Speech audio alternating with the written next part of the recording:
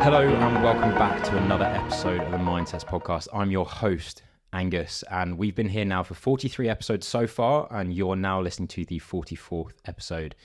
On this podcast, we speak to people from all different backgrounds that have got a bit of an interest or a love for sport, fitness, exercise. They may even do it for their career.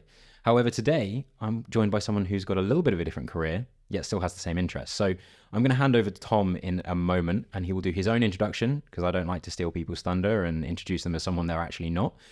So Tom, do you want to take over and introduce us to yourself? Sure. Yeah. Thank you very much for having me, Angus. I've flown all the way from Malaysia to be here, especially. My career is I work in private wealth management in finance, which generally just means I manage people's money for them. But hobbies are pretty much all fitness related: gym, jiu-jitsu, rock climbing in the past, and chess, although I'm not sure that would count as a physical exercise. Well, you never know. I mean, I actually think I suck at chess. I've not won a game, I don't think, apart from maybe when I was playing someone really young when I was traveling Asia, and I felt really bad about it. Now, before we dive into Tom's story, we do something slightly different on this podcast, where we do a thing called show and tell. So show and tell, for those that don't know, is something that I did when I was younger and I went to school. You used to bring something in from home that you thought was really cool, and you would show it off to the class and you tell them all about it. And the thing that I love about that is it shows a bit of personality and it shows what you're interested in.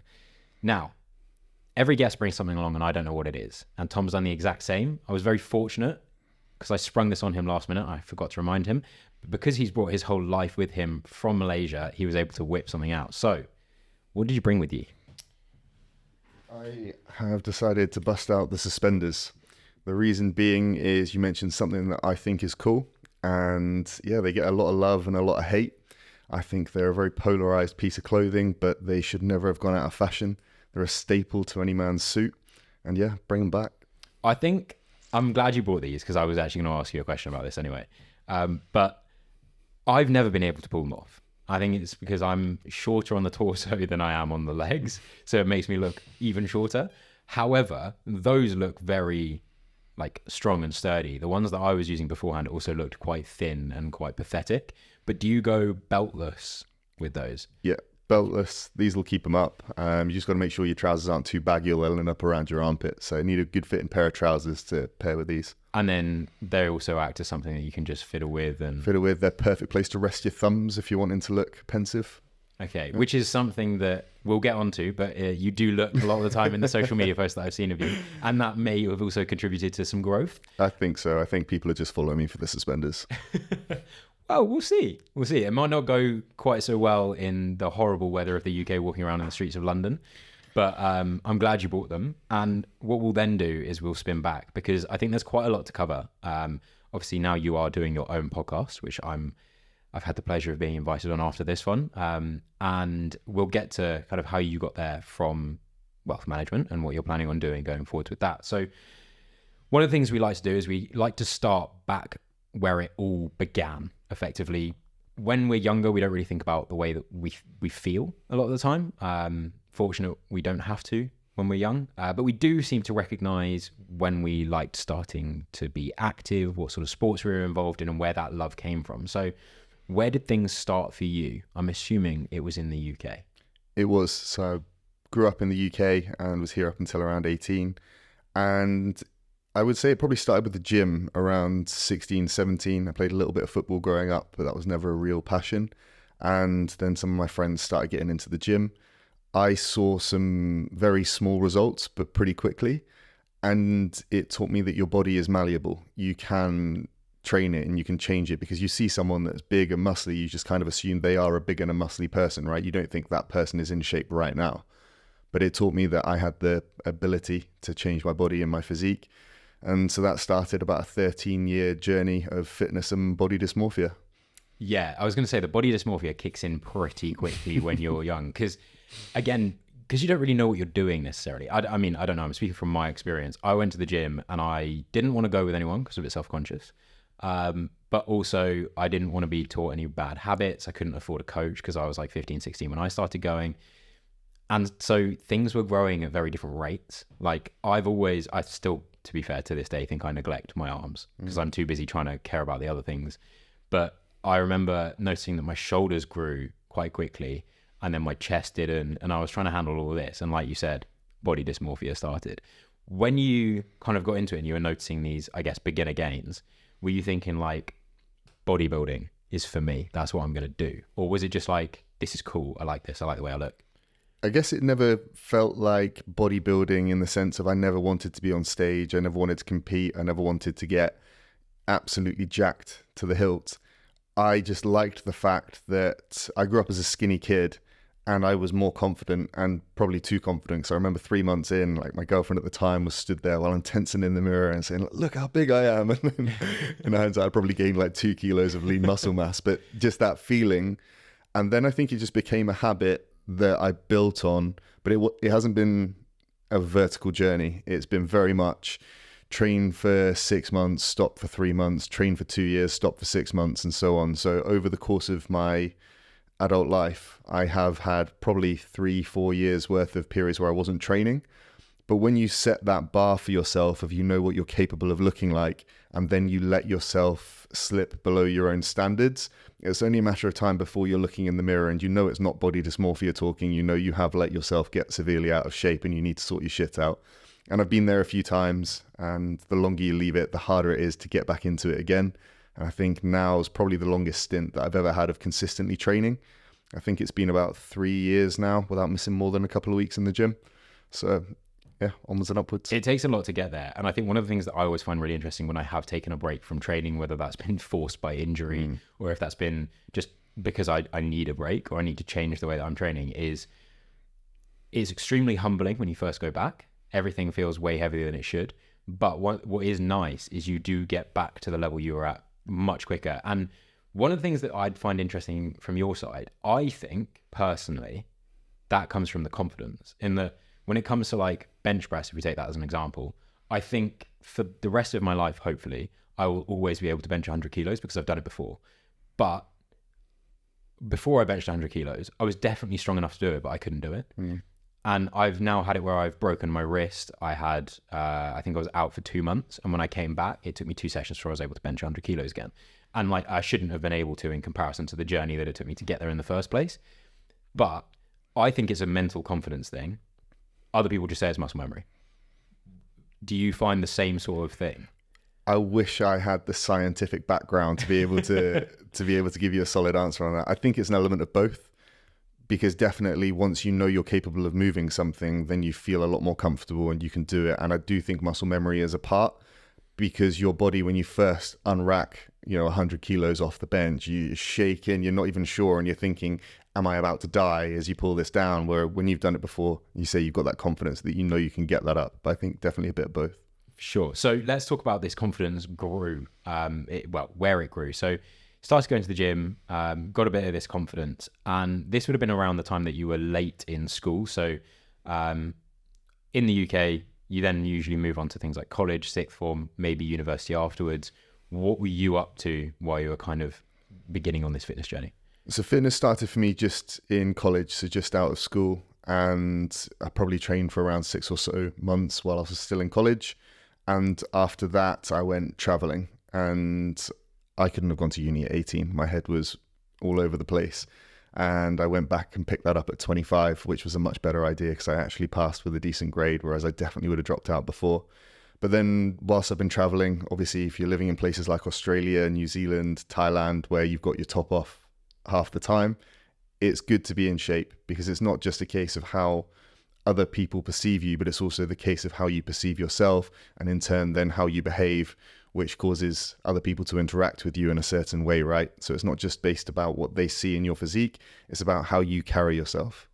Sure. And so you went traveling. So did you make sure that you were training while you're traveling, or did you kind of give yourself a rest until you came back from traveling? So traveling was 7 years for me, from 18 to 25. So this is the period where I was talking about where I'd stop in one place, I'd train for a bit, then I'd be on the road and I wouldn't train for, sometimes up to 6 months. And it comes off quickly. Like that hard work that it takes to build a physique, it will go very quickly if you're not using it. I think it takes about 2 weeks for muscle atrophy to start from not using it, and then it will just snowball from that point. And obviously, if you're not training, then your diet's probably not as good either. You're probably picking up other bad habits like drinking booze, eating junk food. I find that a healthy lifestyle comes all encompassing, because if you're training, your body demands the nutrients that it needs, so you then eat right. If you're training, you're focused on that, so you don't want a hangover, because you will see your entire next week's performance go down the drain. But yeah, as soon as you've kind of let one of them fall aside, then the rest of your life can kind of unravel as well. So yeah, it was definitely an up and down journey over those 7 years, but while traveling, periods of gains and periods of eating a lot of shit and looking like it as well. So 7 years is a beautiful amount of time for me to think about being away. But then you didn't stay in the same place, as you mentioned, a few different countries there. I assume you were working while you were away. But what were you doing for that entire time? Because to me, while that also sounds great, because it sounds like a holiday when you think of traveling, but it obviously wasn't. Must have been quite lonely as well at times. Definitely big periods of that. And I had periods where I traveled with friends that I made, and I had periods where I traveled by myself. And I still think that the periods that I traveled by myself were the best for me, because then you have to find other people. You build new connections and new relationships, because you haven't got that one person that you can lean on. But of course, there have been periods where it's been extremely lonely. And whenever you move to a new place by yourself, you might make friends pretty quickly, people you have a good time with, but it takes a long time to build an emotional bond and a trust with someone so that you feel like you have a good connection there. And for me in Malaysia, it wasn't until, the last few months of being there that I felt like I had that. And it takes time to get there in every place that you go and to build it. So when you left the UK as well, I think one of the most notable things that must have happened in this time is not just learning a bit more about yourself as you go around, making as many friends as possible as you also go around, but wealth management, learning about money. You must have done that while you're on the move. How did that all happen? So that, I did kind of retrench back to the UK to do the majority of that, but it stemmed from something that happened while I was traveling. So I was working in various things throughout the most part. I had a few different careers that I tried my hand at, from being a barman, a bouncer. I was a professional poker player for a couple of years. That's sick. Yeah, it's good. And then when I was 22 or 23, I inherited a decent amount of money, which should have seen me through for a long time, but I pissed it up the wall effectively. And when you have money and then all of a sudden you don't, it leaves you wondering, what went wrong. And I felt shell-shocked, and I never had any of the understanding that I needed to invest that. And an interesting thing, I worked out if I'd put that in the S&P 500 8 years ago when I'd received it, it'd currently be worth 150 grand today. So that, that's a house. And I blew it in a year. So it's... You went, well, it sounds a bit like poker, really. I'm not saying that you did it with poker, but that kind of betting with the money, hoping that you can enjoy this for the rest of your life. But in reality, in hindsight, probably wouldn't have done the same thing. Yeah, I just blew it. Came into money as someone in my young 20s, was in the bit of a party phase at that time. And so, yeah, I didn't invest any of it. I didn't save any of it. I didn't carry on working because I thought I've got more money than I need, So that was a stimulant for me. It led to me being quite unhappy. When that money ran out, I was pretty depressed. And that wasn't just because of the money. There was also other things, like it had made me fat and lazy because I hadn't needed to work, which then resulted in other bad habits as well. So all in all, it was quite a bad thing for me at the time. But of course, when you hit rock bottom, you then bounce back, and I've since learnt from it. And yeah, now I make a career out of trying to stop other people making the same mistakes. Which I think is really cool. And that is effectively, I guess, the point of my podcast, also the point of your podcast, is to try and help people not make errors that we have both made, but also kind of share knowledge from people, or even learn ourselves. Because I appreciate, well, on your podcast, you have some guests which are dropping knowledge bombs that I couldn't even think of knowing about. People that have made like $60 million is nuts. So I think that's one of the really positive things that can come out of a situation like that, is when you get yourself out of a situation, you tend to do it with people's help, and you then obviously want to give back. So when you went down this journey of financial or wealth management, you more recently found yourself actually in Malaysia doing that. Moving to Malaysia, interesting place to be. Place I have visited Kuala Lumpur for 3 days on an extended layover. Thought it was an amazing place. It was very nice for me at the time. This is unnecessary waffle of context, but I'd been traveling around Southeast Asia for ages, And this is really, really bad. We did try Malaysian food, but when myself and my girlfriend got there, we saw Five Guys in Kuala Lumpur and Nando's. And there was one other place. Shake Shack. Wow. We just ate out at those three places for the entire time we were there, apart from a few traditional little street food spots. But obviously that doesn't really give me a fair representation of Malaysia. So what's it like going there, living there, working there? I think it's a great place to live. I think if you're just looking for a quick holiday, Kuala Lumpur especially probably isn't the best place to visit because there's a couple of big tourist traps, and apart from that, you don't really get a good feel for the city. It's not a big party city. You'd be much better off going to Thailand or somewhere like that if you're looking to just go for a big piss up.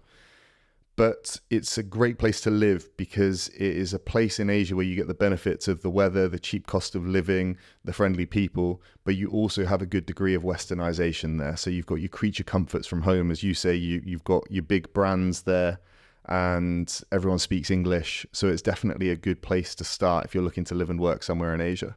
Awesome. Or what I've seen of your work is obviously probably not a fair representation of your work.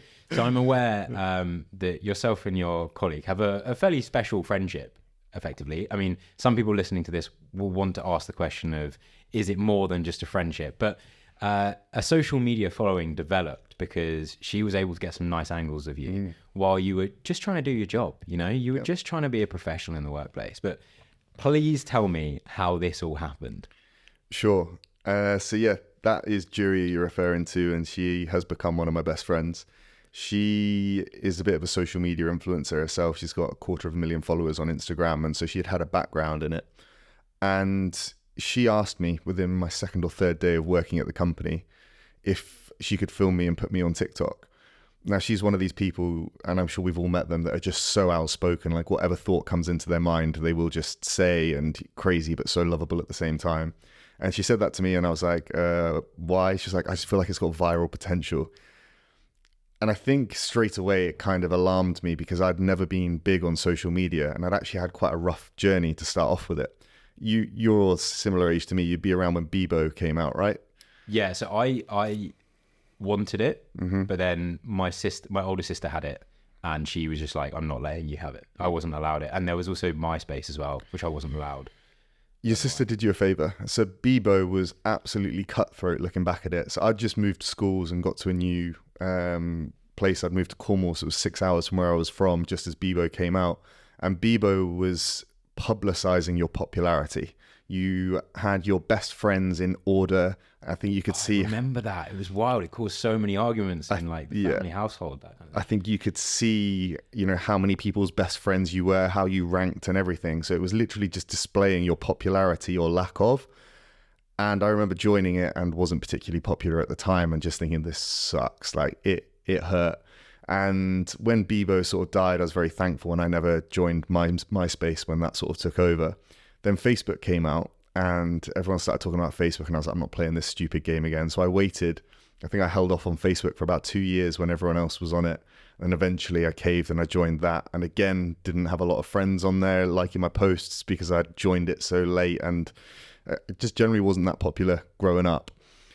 And so wasn't too keen on that. Then Instagram came out and I was like, no, not doing it until it was 3 years ago. I think I got Instagram. So I held off on that for about 10 years whilst that was popular.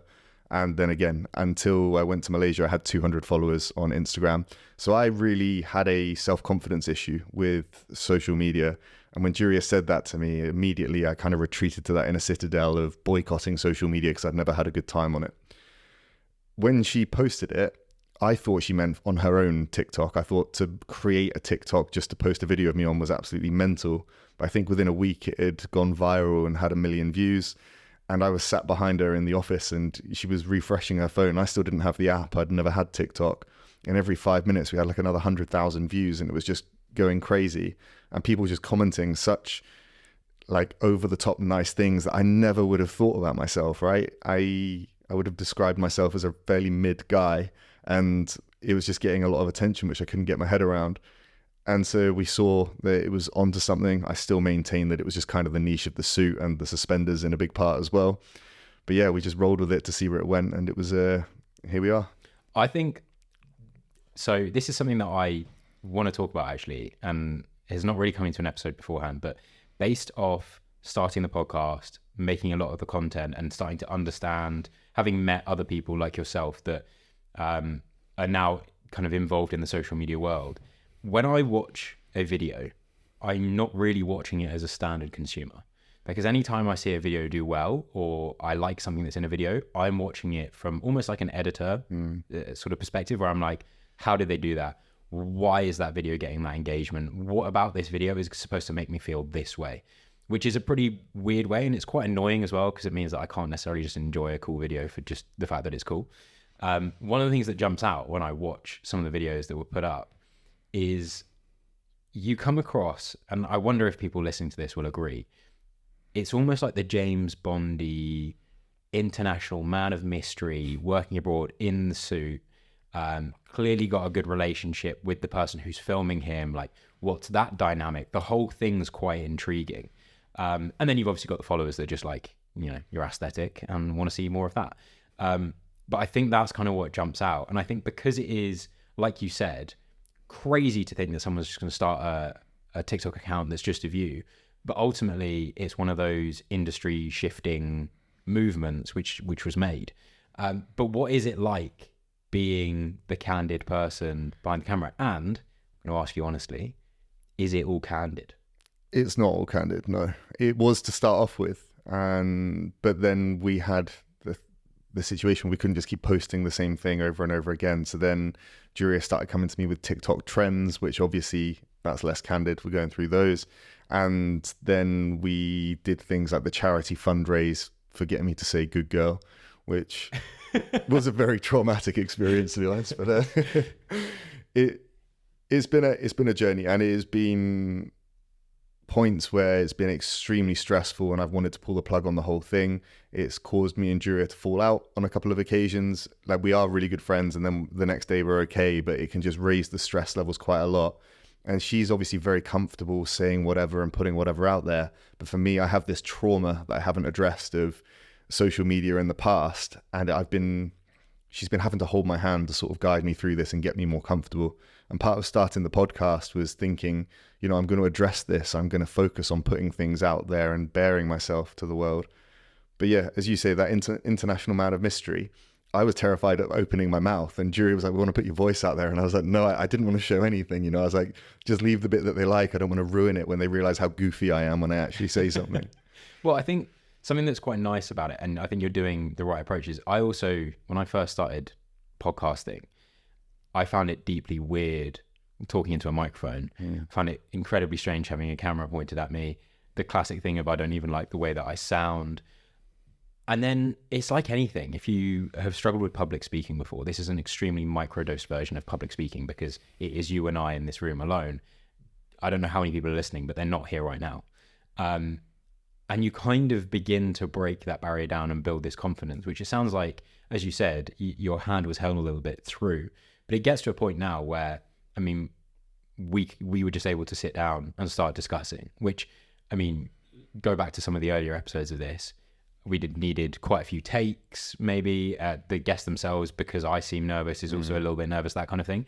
And I definitely think it's something that it takes a personality to be able to get used to it. But at the same time, the more and more you do that sort of thing, the more and more you're able to come across, and the positive feedback you get from it always helps. Now, you don't always get positive feedback.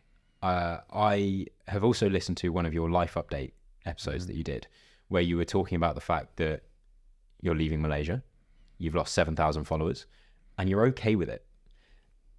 I want to talk to you a little bit about this, because I think it's a really, really important thing. We will go back to kind of sorting your life out, that kind of thing, but you've got a bit more of a clear direction for yourself, I feel, at the moment. And normally for the social media game, losing 7,000 followers, no matter how big you are, is still going to be felt to a degree. For me, that would mean I'd be negative numbers, which would be really impressive. But from your side, it's because you want to actually start giving a bit more of your knowledge and who you are, which is probably why it's okay that you're losing those followers. Yeah, it's coming from a point of privilege, because you've done it the hard way, right? You've built up a podcast without a gifted platform. You've had to do the hard graft of starting with 0 following, right? And earning it. I was born with a silver spoon in my mouth in the social media space, so to speak, because Juria effectively gifted me a platform. Now, that platform was gifted to me from being that just international man of mystery. I'm using your own quote there. That's not my handle for myself. But then, when I start opening my mouth and revealing more about myself, these people create some kind of fantasy about what they see in the TikTok, which isn't me. And the more I reveal about myself, the more those fantasies kind of fall apart. And I remember the first reel that I posted, which was a snippet of my podcast. And the first comment was, "Oh no, he's a dull man." And a lot of people are going to think that, right? Because if they are someone that gets a lot of enjoyment from just silly thirst trap TikToks, not kicking them at all. I've had a lot of fun doing them, and I think they are funny in a lot of ways, but they're a different thing. And there's not a correlation between that and between deep, insightful podcast conversations, right? There are going to be people that enjoy both, but I think that's going to be purely by chance rather than a correlation. So when they followed me for one thing, they just want thirst traps and trends, and then I'm like, no, here's an hour-long conversation of me talking about mental health or perimenopause. There are going to be people that drop off, right? And I'm okay with it cognitively. You think about it and you can logically explain why it's happening. But of course, at the time as it's happening, you are thinking, am I right about this, that there are going to be people that enjoy what I'm doing? Or is this my podcast is shit and people aren't interested? I'm backing myself that I will, whittle away the ones that aren't there for that kind of content and then start building up ones that are. But yeah, I think, I say it comes from a point of privilege because I got given that platform in the beginning and some of them aren't going to be interested in that. I do think it is still an easier way to do it, but it is an interesting mental dynamic trying to cope with it, right? Big time. I think one of the things that I have learned, so I'm fortunate enough through networking, especially with the podcast, that I've now made some really good relationships and friendships with people that have a good following, and it means a lot to them. But if you speak to any of the people with a large following, they will be genuinely honest about the following that they've cultivated, not in terms of if they like them or not, because they might not know them, but they appreciate massively that their following is actually engaged or not. There are a lot of people that you will go on their profile and you'll see they have hundreds of thousands of followers. And it's an interesting thing if I've spoken to any of them, because they may put things on their story with slider bars and ways to interact. And the percentage of interaction from the viewers of the story is like 0.001%. And then you go to someone that's got maybe half the amount of followers, but actively gives value to their followers. They're talking about things they understand. They're trying to educate their followers. They may put a very similar sort of post up, and the engagement numbers wise and percentage wise is embarrassing the other person. And I think one of the issues with things like thirst traps is not, again, that they're a bad thing, and it's very much a good way of building a following, but at the same time, it is not representative of you as a personality, as an individual, of your own intelligence as well, and what your knowledge base is. It opens the door for a fantasy of what someone wants to attach to you. And when you don't fit that puzzle piece with your personality, when you start going through with it, you're obviously going to get the negative people. You're going to lose the followers. But it's like I said, you would far rather, I would imagine, have people that are interested, want to learn from you, because that gives more back to you. Knowing that your impact is felt, than uploading something and people enjoying it for one reason or another and not really understanding really why. And I think it's a bit of a journey that a lot of people have to go on to really understand. And there's the cliche phrase of what's your niche. I actually don't like that, because I think people think about it as like, what makes me individual? Well, by actually being on the planet, you've got some things about you which no one else has. And just being honest and open about your experiences and your journey makes your niche. I don't think you need to find one thing that people need to be interested in you about. I think you can be you, and what people buy into is why they buy in and they stay.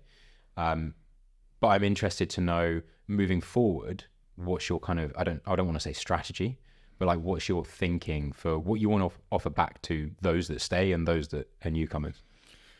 Really good question.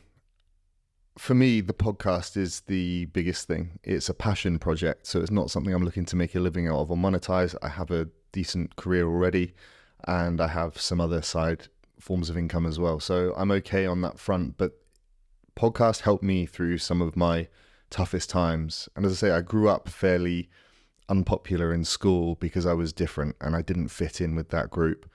Listening to podcasts, you can find people that you can tell are like you. They're talking about things that resonate with you, and they're conversations that it can take a lot of courage to just pluck up with someone in your own personal life.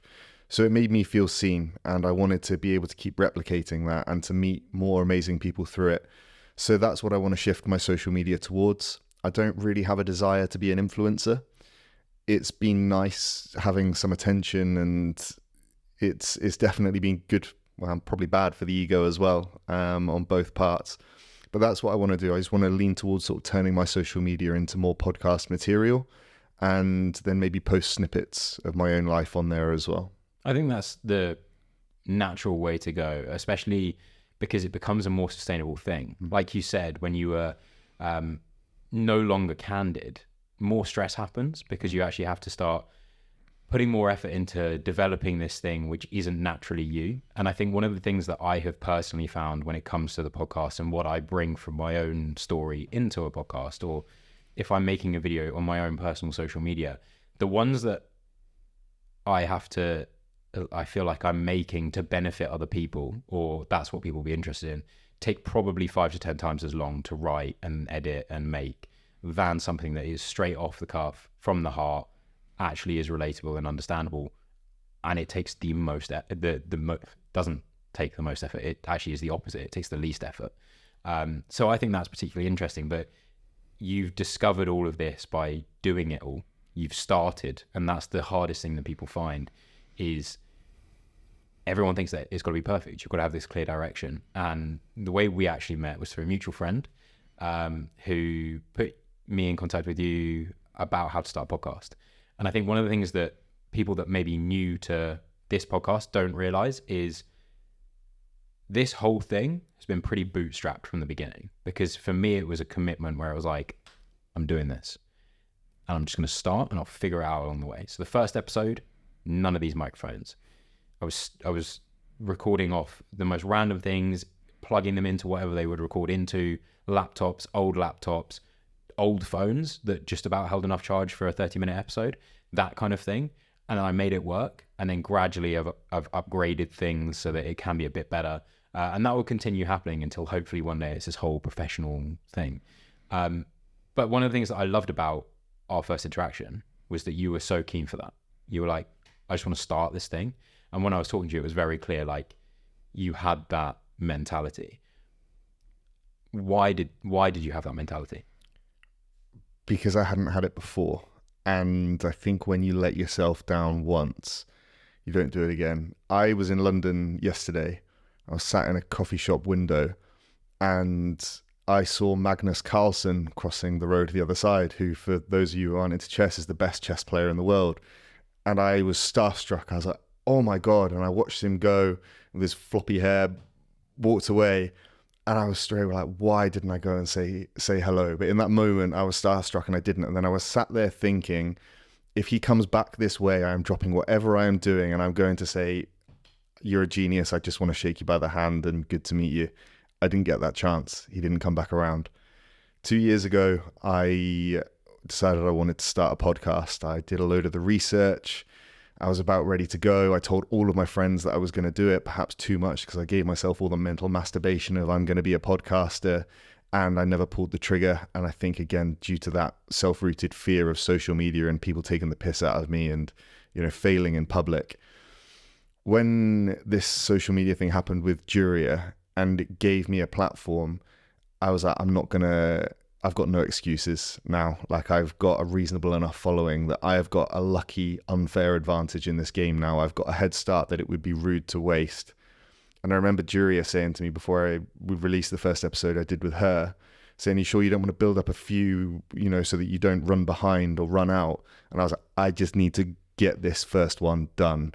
And once I've got the first one done, I just need to keep going. So I think it was because it wasn't my first time setting myself up for this challenge. And I'd been disappointed with myself for a couple of years. One of my best mates, who I've known since I was a kid, and we trained in the gym together, we traveled together. When I told him I was going to do the podcast, he was like, sure, mate.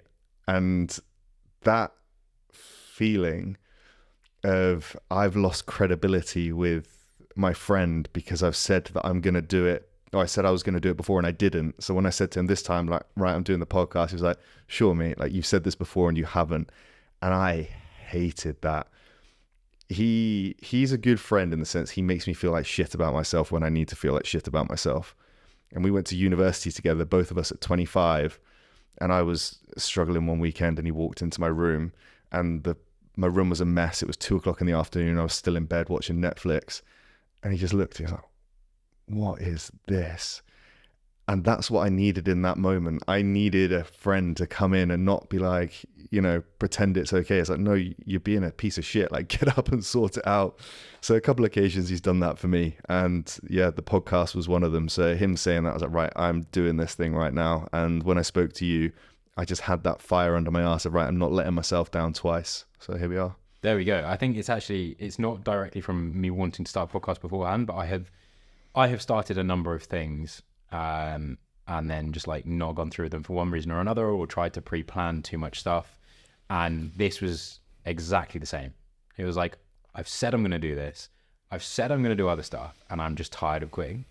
And so unfortunately for those that, they're probably not still following, but if anyone was waiting for me to stop doing this, well, unluckily for you, I've committed. And so we're there. Now, we have had a few people write in to do some questions, because that's another thing that we like to do. We have a few more sections to cover on this podcast.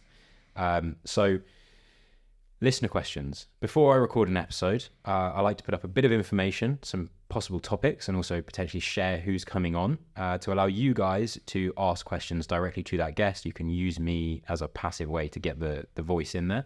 But it also gives a chance for the guests following to come in and ask some more direct questions that they're interested in, that they may not be able to normally reach out to on. So we have three, kind of a fourth question that we'll run through. And I just want to apologize in advance for me attempting people's names, because I'm going off your Instagram. I'm going to probably say the handle. I'm probably going to say it wrong. Please don't be offended. I'm just trying my best. So the first question is kind of from two people. The original wording, and then there's a bit of a tag on from someone else as well. So how do you find your path if you're unsure of your direction in your 20s? And that one comes from Natas Japadia, I'm going to go with. But also there was a comment on top of that from Ellie, who says she's also found herself in a bit of a rut around the age of 25. So again, in 20s. But how do you find your path, and how do you get out of that rut?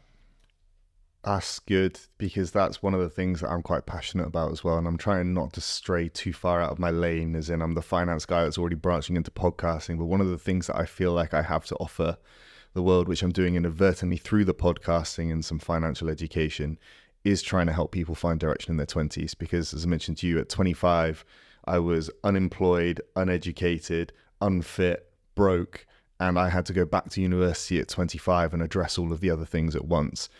And I was depressed because I didn't see a light at the end of the tunnel. All of my life just felt like a mess, and I couldn't find a direction that I wanted to pull in.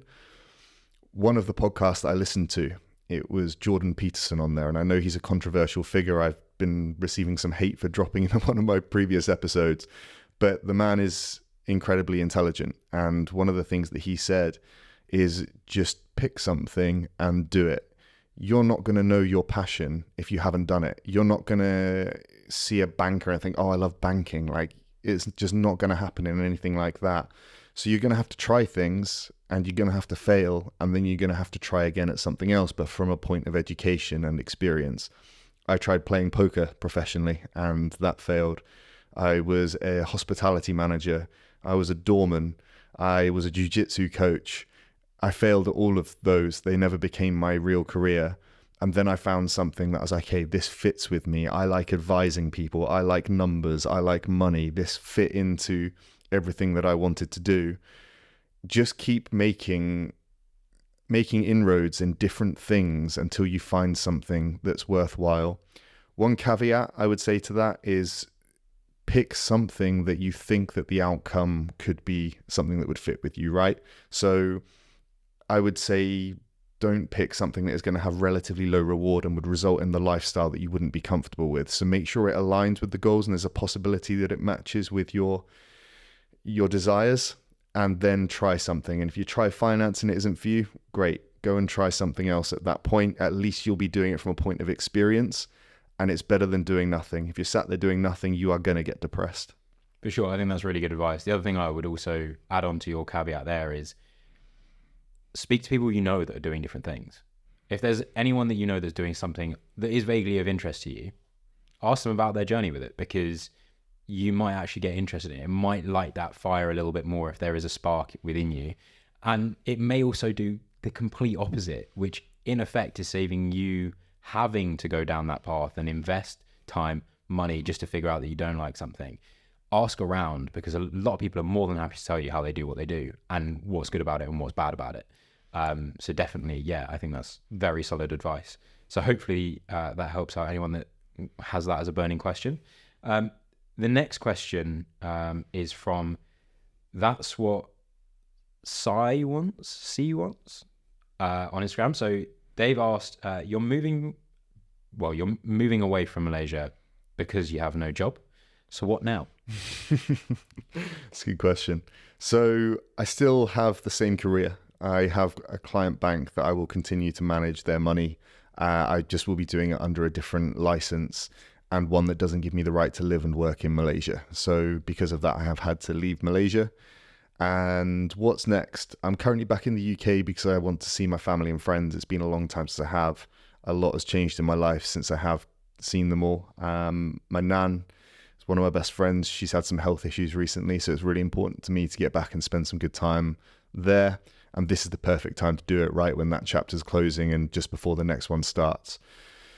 Once this is done, then I think I'll be back to Asia. I do just love living out there. So I'm thinking of moving back to Bali in December, and I'll just continue to do that work. I'll continue to build the podcast, and I'm also building a finance course as well. So it won't just be doing the management for the high net worth, but also providing access to it for everyone else. So I think that's something you also mentioned in one of your podcasts where, unfortunately, the people that can afford wealth management need it the least, and the people that can't probably need it the most. And so like doing a course that's much more affordable is probably something that's quite well wanted, I'd say. Exactly. And it aligns with my audience more, right? Because I've got, I don't know, between the 3 accounts of my TikTok, my Instagram, and then someone I work with, there's about 500,000 people following. And the amount of people that I could actually work with in my high net worth wealth management business is probably 10 or 20 people.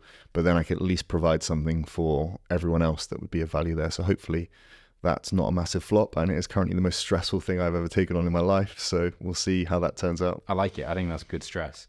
The kind of last question, like I said, there's a different question to come, but this one comes from Jungaloon on Instagram, and they ask, what do you wish more people knew about you? Oh, by the way, this is a great question. I really like this one. That's why I saved it till last. That's a great question. You might have to edit the pause out of it here because I'm completely blank on that one. What do I wish more people knew about me? I think the first answer that comes to my head is a lot of people, as I say, project this kind of image of that I have all my shit together and that, you know, I'm in a decent job, in shape and everything else. They think, you know, life is perfect, and they see a sweet side of me on social media because obviously I'm trying to be as sweet as possible when you're posting stuff out there. I am full of issues. Everyone is full of issues. And I kind of wish that people knew that and didn't project too much onto it, because it kind of gives you this sense of pressure. And also, I don't want to be part of the problem. Like social media, Juria said this the other day, actually. Everyone on social media is full of shit because you are literally seeing the highlight reel of their life and they're hiding everything else. So I guess I kind of wish that people knew that. The people that have kind of created this perfect image, it is so far from the truth. And yeah, I am just a normal guy. I think, again, a great answer to it, because I think it's so true. And again, the more comfortable you get projecting, even responding to the question like that, the more comfortable you get, and the more that people can understand that, the more of a better entwined relationship you'll have with those that care.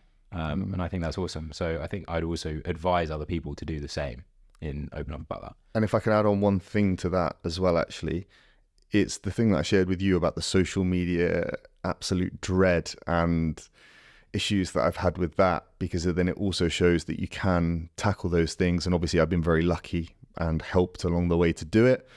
But my life in the last 7 months has changed so much in a way that I never thought would be possible. And I think that it's shown that your life can change. If you saw me a year ago compared to where I am now, I think that would be quite inspiring for quite a lot of people to go after their own issues or their own dreams and solve each one of them in their own way. Amazing. Now we're going to get to a few people's dreams here actually as well. A question which was pretty consistent, and so I feel like I have to ask it. And to be honest, I'm not sure, based on the fact that we've had a relatively deep discussion, intellectual conversation so far, that some of these people will still be here listening. But people want to know, what's your type, and are you still single? I am still single. And what is my type? People always look for a physical answer to that, 100%. don't They just want to know if they match up to it. they? Exactly. They want to know height. They want to know cup size. Yeah. Everything else. I can't give an answer on that. And it's not me just trying to like be blasé about it. But if you look at my past relationships and partners, no two are the same. So I think, I can't even say it because it sounds so cliche and like a platitude to just say it's about the emotional connection or whatever else. But genuinely, I enjoy deep conversations. I enjoy, people who challenge me, call me on my bullshit, which I need as well, right? I've had girlfriends in the past that have been too nice, and I need to be put in my place because I think I'm right about everything, and I'm often not, and need to be reminded of that, right? So I think a confident person that knows who they are, is intelligent, and will call me on my bullshit, but in a way that obviously is productive and not starting a fight, because you don't want to go down that road. I think it's a very good response. I think it continues the international amount of mystery, and you haven't. But I think that's probably the most important thing, because when you think about a long-term partner, if anyone was listening to what you just said and thinks, I don't want someone to call me out on my bullshit, I don't want that kind of relationship, that is a good relationship, because that shows how much they care. Like, if they didn't call you out on your bullshit, and if someone's not calling you out on your bullshit, they don't care if you're going on a downward trajectory enough. And so I have times where I'm like, yeah, I know what I'm doing. And then suddenly I've got to explain myself, and I don't actually know what's going on, but that's good. It means I've got to figure out, it highlights what really matters. 100%. So I think that's important. And I think it's got more important for me now more than ever because of this social media thing, which has disproportionately inflated my ego compared to anything else in my life. I need to be kept in check, and luckily I've got a couple of people in my life at the moment that are good at doing that and bring me back down to earth with a thud. So I appreciate it a lot. Awesome. Now, the next part of the podcast is the 3 pieces of advice section. So this is where I basically vanish. I disappear. It's now you in this room, and the other person on the microphone is you. Now, it can be 3 different versions of you from when you were younger. It can be the same version of you, but you want to give that person 3 pieces of advice. What quick bits of advice would you give a younger version of yourself? Oh, I like the idea of doing 3 different versions of me. I want to start with the me in school, which I kind of touched on, that I didn't fit in with that group. And in hindsight, I'm not surprised, because I tried so hard to fit in and to be someone that I wasn't, that it would naturally trigger someone's self-defense system to just be like, there's something up with this guy, and like back away, right? At this point in my life, I've traveled enough to meet enough groups of people, and ones that I fit with and ones that I don't. There is a tribe out there for you. Like, you will find people that match your values, they match your sense of humor, they appreciate your quirkiness. I would say stop trying to fit a size 10 foot into a size 7 shoe, right? And just relax. If people don't like you for who you are, then that's just not your tribe, because you're not going to be liked by everyone, right? So just be comfortable that you will find a group if you just keep looking. Second piece of advice, I would give this one to myself at 22, which was don't touch that bloody money, invest it and let it sort you out for life. If I had invested that, that would have been enough for me to retire off by the time that I reached 55 or 60. So yeah, wouldn't have pissed that up the wall in hindsight. Next piece of advice I would give to myself at 25, when that was kind of the darkest period for me, when I was completely lost. And I would have just told myself that if you want to find a way, you'll find a way. And it can be hard when you don't see a light at the end of the tunnel and you can think that, the world isn't for you and you can't think of a direction that you want to go in. But if you want to make it work, you can, and just keep putting one foot in front of the other and you will reach the end of whatever tunnel it is that you're going through. Awesome. Really good advice. And I think before we move on to the next section, one question that I actually have for you based on what you said in your second piece of advice there is, I know you're not allowed to give direct advice to everybody. That's why you have clients, you have an agreement with them. But what is a piece of advice or some guidance that you could give everyone to take better care of their money, really? Sure. Yeah, the reason for that is because if we're seen to be giving advice, it's generally never one size fits all for everyone, right? So telling people to go and invest, that could be terrible advice for certain people in certain financial situations. One generic thing that I would say should apply to everyone is to educate yourself to some degree. And I say this even to my clients that pay me to do everything for them, because I may not always be in this profession. They may need to find someone else at some point, although I do intend to be. If you're in a relationship, it's quite often that the woman will leave the man to just take care of the finances. I can't remember what the statistic was, but I think it was around 80% of women leave the finances to the man. And then if that relationship falls apart, then they're in more trouble than just the emotional distress of going through a breakup.